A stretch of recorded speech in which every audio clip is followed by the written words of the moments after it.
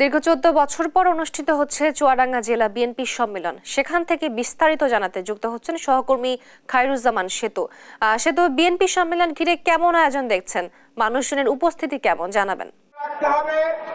ধন্যবাদ। আপনি জানেন যে আজকে কিন্তু চুয়াডাঙ্গা জেলা বিএনপির সম্মেলন অনুষ্ঠিত হচ্ছে, যেটা দীর্ঘ 14 বছর পর। একই সাথে কিন্তু বলা যেতে মানে আরেকটা খবর জানিয়ে রাখি, সেটা হচ্ছে কিন্তু যখন কুষ্টিয়ার অধীনে ছিল চুয়াডাঙ্গা, সেই কুষ্টিয়ার অধীনে থাকা অবস্থায় কিন্তু চুয়াডাঙ্গার একবার সম্মেলন হয়েছিল 1978 সালে, যেটা ব্যালটের মাধ্যমে। সেই ব্যালটের মাধ্যমে কিন্তু মানে দীর্ঘ 2 যুগ পরে কিন্তু চুয়াডাঙ্গাতে আবারও এই ব্যালটের মাধ্যমে কর্মীরা তাদের নেতা নির্বাচন করার সুযোগ পাচ্ছে, এবং আজকে কিন্তু সেই মহেন্দ্রক্ষণ আর কি যে হবে।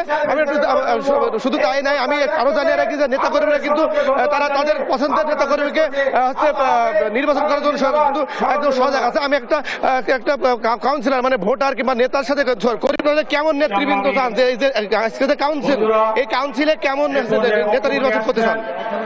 আমরা এই দীর্ঘ 17 বছর যে নেতা আমাদের সুখে দুঃখে জেল জুলুম জেলখানায় মানুষের খোঁজ খবর রেখেছে, সেই রকম নেতাই আমরা নির্বাচিত করতে চাই।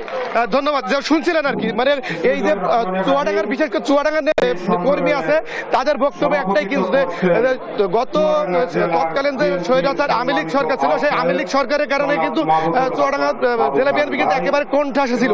সেই যে মানে বলা যেতে পারে যে একেবারে দুর্দিনে এসে কিন্তু যারা আছে এই কর্মীদের পাশে দাঁড়িয়েছে, কিংবা এই দলটাকে এই ধরনের নেতাকেই কিন্তু কর্মীরা নির্বাচন করতে চাই। আমি আরো জানিয়ে রাখি, সেটা হচ্ছে কিন্তু এই যে সকাল 10:30টায় কিন্তু এই চুয়াডাঙ্গা টাউন ফুটবল মাঠে হচ্ছে সম্মেলনের প্রথম এখন কিন্তু চলছে হচ্ছে আপনার স্থানীয় নেতৃবৃন্দের বক্তব্য।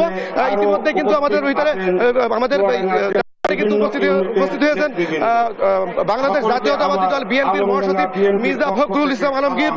এছাড়াও কিন্তু ভার্চুয়ালি আছে যোগ দেবেন আর কি দলের ভারপ্রাপ্ত চেয়ারম্যান জনাব তারেক রহমান। এই ছিল চুয়াডাঙ্গা থেকে সর্বশেষ। সেতু, আপনাকে ধন্যবাদ।